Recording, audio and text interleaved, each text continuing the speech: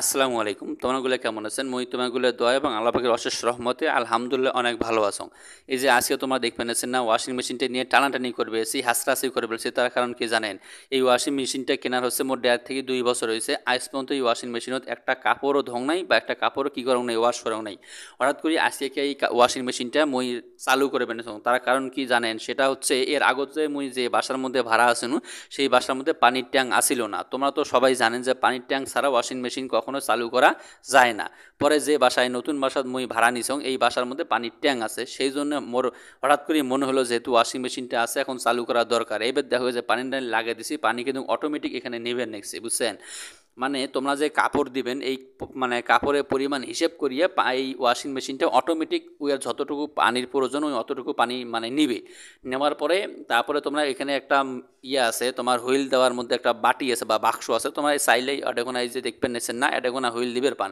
কিন্তু এডেগোনা যদি হুইল দেন তাহলে হয়তো আশেপাশে ছিটা ছুটে পড়ি জং ধরবে পায়, সেই জন্য কাপড়ের উপরে হুইল দেওয়াটা উত্তম। এখন কাপড়ের উপরে হুইল দেওয়ার পরে এখন দেখো যেতটুকু পানি এই যে দেখবেন না, এইটা কিন্তু মাঝে মাঝে একটা ফিল্টার, এই ফিল্টারটা কাপড় ধোয়ার পরে ওয়াশ করা লাগে। কারণ এটা ওয়াশ করা লাগে এই কারণে, কারণ এই ময়লাগুলো যা এই ফিল্টারের মধ্যে জমা হয়। তারপরে দেখো প্রথমে পাওয়ার বাটন করা চাপার পরে দেখুন অন করনু। অন করার পরে এখানে প্রোগ্রাম দেওয়া থাকে, ওয়াটার মানে লেভেল দেওয়া থাকে, স্পিন দেওয়া থাকে, হ্যাঁ অনেক কিছু দেওয়া থাকে। তোমরা এখানে কোনো কিছু তোমারগুলো করা লাগবে না, তোমরা খালি মানে পাওয়ার বাটনটা অন করিয়ে ওয়াটার লেভেল করে একটা ৩-৪ দিবেন। দেওয়ার পরে এখানে প্রোগ্রাম দেওয়া থাকবে, প্রোগ্রামের মধ্যে যা তোমরা চাপবেন। এখন স্ট্যান্ডার্ড আছে, তারপরে হচ্ছে কুইক আছে। তোমরা যদি চান যে মুই খুব দ্রুত কাপড়গুলো পরিষ্কার করিম, তাহলে তোমরা কুইক দিবের পান। না হলে তোমার যদি কোন যে না মোর অত তাড়াতাড়ি কাপড় পরিষ্কার করার কোনো দরকার নেই, তাহলে স্ট্যান্ডার্ডে রাখবেন। তাছাড়া তোমার এটা কোনো কিচ্ছু করা লাগবে না। এটা ওই একবার কি করবে, নিজে নিজেই পানি নিবে, নেওয়ার পরে কাপড় নিজেই ওই শুকবে, তারপরে ধুবে, তারপরে মশলাইবে, আবার ওই পানি ছাড়বে। মানে ও যত কিছু করার দরকার ওই নিজে নিজে সব কিছু করবে। এখানে তোমার এবং মোর কোনো কাজকর্ম কিছু নাই, মানে যত কিছু কাজকর্ম সব ওই একা একা অটোমেটিক করবে।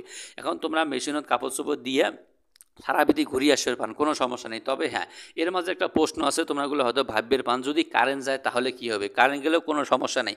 তোমার কাপড় ঝাড়বে কোনা মানে যতদূর পর্যন্ত ওয়াশ করা অবস্থায় যাবে, ওই অবস্থায় যদি কারেন্ট চলে যায় তাহলে কিন্তু কারেন্ট আবার চলে আসলে ওই জায়গা থেকে আবার ওয়াশ শুরু হবে। এই যে চ্যাংরাখোনা দেখবেন না, এটা হচ্ছে কিন্তু টেকনিশিয়ান, মানে এই চ্যাংরাখোনা মুখ সব কিছু বুঝিয়ে দেবেন, মানে এই ভাইখোনায় মুখ সব কিছু বুঝিয়ে দিলে। এখন দেখো এই যে কাপড় কিন্তু এখন ভিজবে নেছে, মানে কি পাক পানেছে হুইলের মধ্যে। এখন পাকার পরে অটোমেটিক আবার কী করবে জানেন? এই কাপড়গুলো যখন পাকাপাকি শেষ হয়ে যাবে তখন আবার দেখো এই যে এখন ওই ওয়াশ করা শেষ হয়ে গেছে, এখন কিন্তু এই শুকবেন নেছে। মানে কি এই যে কাপড়ের যে পানিগুলো অটোমেটিক আরেকটা পাইপ দিয়ে চলে গেছে ড্রেনের মধ্যে, মানে কি আলাদা সাইড দিয়ে চলে গেছে। এখন কাপড় ওয়াশ করা শেষ, এখন কাপড়ও আমরা কি করবো মানে বাড়ি করি মুই এই কাপড় যে বাড়ি করিম। এখন তোনাগুলো দেখো এই যে কাপড় কিন্তু এটাকোনায় একে ওয়াশ করা হয়েছে, মানে ধোয়া মোছা সব কিছু শুকিয়ে গেছে। এখন তোমার যদি চান গাদ দিয়ে যাবার পাবেন। কিন্তু একটা কথা আছে, একবারে মেশিন তো এই তো আর আল্লাহ দেওয়া রোদ নয়, একবারে যে ঝনঝনা হবে সেটা না। সামান্য কিছু ভেজা থাকে, সেটা হচ্ছে তোমাদের ২-৪ মিনিট রোদের মধ্যে বা ৫-১০ মিনিট রোদের মধ্যে দেওয়া লাগবে। ৫-১০ মিনিট দেওয়া লাগবে না, ২-৪ মিনিট রোদের মধ্যে দিলে ইনশাল্লাহ তোমার কাপড় একবারে ঝনঝনা টনটনা হয়ে যাবে। তো আজকে ভিডিওগুলো তোমারগুলোর কাছে কেমন লাগিল, যদি ভালো লাগে অবশ্যই এখানে লাইক কমেন্ট শেয়ার করে জানাবেন। আল্লাহ হাফেজ।